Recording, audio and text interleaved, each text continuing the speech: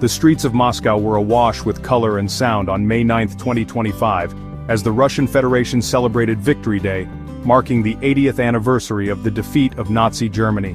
Among the dignitaries present, two leaders, Nicolas Maduro of Venezuela and Ibrahim Traore of Burkina Faso, stood out. Their presence side by side spoke volumes about the shifting sands of global geopolitics.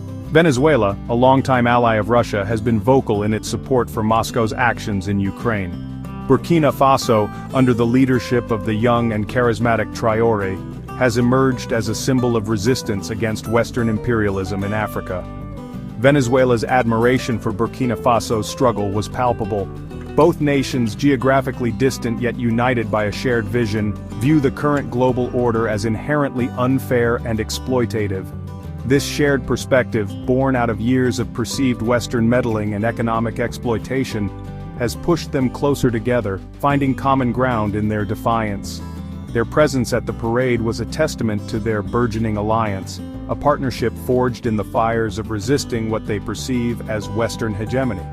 The parade itself, a grand display of military might and national pride, was a stark reminder of Russia's historical triumph over fascism. However, for many in attendance, it also served as a potent symbol of the ongoing struggle against what they perceive as new forms of Western imperialism. The presence of leaders like Maduro and Traore underscored this sentiment, highlighting the growing dissatisfaction with the existing world order and the desire for a more equitable and multipolar world. Ibrahim Traore, a relatively unknown military officer, catapulted onto the world stage in September 2022 when he seized power in Burkina Faso. His rise to power, however, was no ordinary coup. It was a reflection of the growing discontent simmering within the West African nation, a frustration directed at the perceived failures of the previous government to address the escalating Islamist insurgency that had plagued the country for years. Traore, with his fiery rhetoric and promises of decisive action, quickly captured the imagination of many, particularly the youth, who saw in him a beacon of hope and change. Traore's background, far from the elite circles of power, resonated with ordinary citizens. He was one of them, a man who had experienced the hardships faced by countless Burkinabe. This image of a leader in touch with the plight of his people, coupled with his unwavering commitment to liberating Burkina Faso from the vestiges of colonial influence, quickly transformed him into a cult figure, a symbol of national pride and defiance. Upon assuming power, Traore wasted no time in implementing his vision for a new Burkina Faso. He vowed to crush the Islamist insurgency, which had tightened its grip on the country, controlling vast swaths of territory and displacing millions. He also pledged to eradicate corruption, which he saw as a major impediment to development and progress. However, it was his foreign policy that truly sent shockwaves through the international community, particularly his decision to break free from the shackles of France, Burkina Faso's former colonial master. Traore's foreign policy can be best characterized as a decisive shift away from the West and towards a more non-aligned stance. One of his most symbolic moves was the expulsion of French troops from Burkina Faso, a move that resonated deeply with a population weary of French military presence, which many saw as a legacy of colonial domination. This bold action signaled a definitive break from the past and a commitment to charting an independent course for Burkina Faso, free from the perceived dictates of Paris. This realignment extended beyond the expulsion of French troops.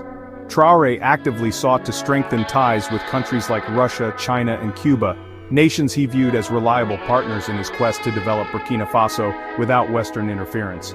This pivot towards the East was not merely opportunistic, but stemmed from a genuine belief that these countries offered a more equitable and respectful model of international cooperation, one based on mutual respect and non-interference in internal affairs.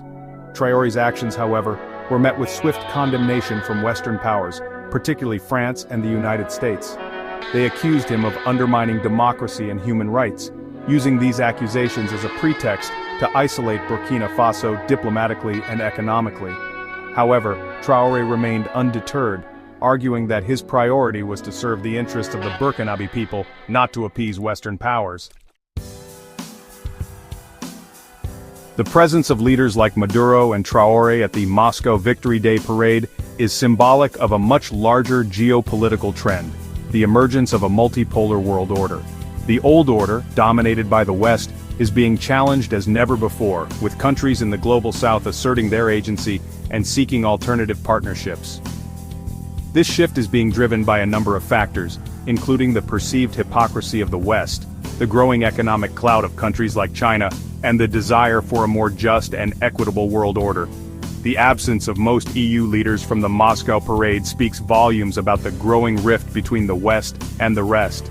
It underscores the West's increasing isolation on the world stage, particularly regarding the conflict in Ukraine, which many in the global South view as a proxy war instigated by the United States and its NATO allies.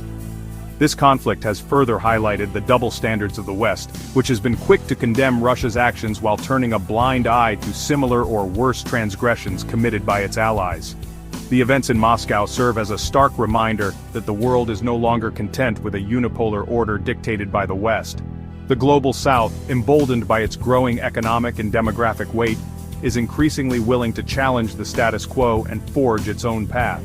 This doesn't necessarily mean aligning with Russia or China, but rather asserting their strategic autonomy and pursuing partnerships that best serve their national interests. The old order is crumbling, and in its place a more multipolar and hopefully more just world order is beginning to take